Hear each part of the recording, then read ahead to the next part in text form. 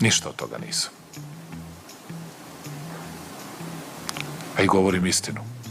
Ti si vidim profesionalac. Da se ne zamajavamo mnogo oko ovoga. Stvari stoje ovako. Anonimna telefonska prijava da si provalio u stan u ulici Šekspirov, iz koga je nestao silan nakit. Znaš šta, imamo sve ovde. Dokaze, neka burma. Ja ne mogu da te bijem, jači si.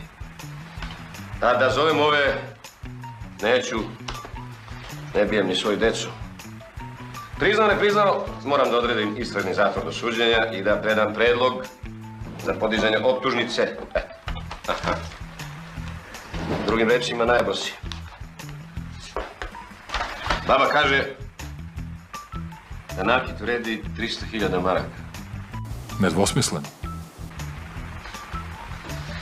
Da ja jedino mogu da ti pomognem da pređeš u zajedničku sobu. Da ne čamiš u podrumu. Što mi je takođe žao, ali ne mogu baš da ronim suze zbog toga.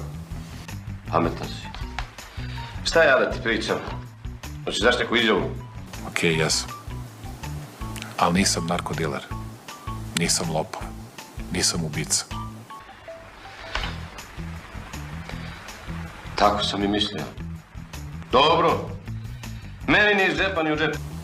Oni nisu hteli. Jesam li nešto ružno rekao što sam rekao, izvinite, okej, mi smo vas voleli više. Morali smo da se suočimo sa tim što se zove neuzvraćena ljubav. Vodi ga!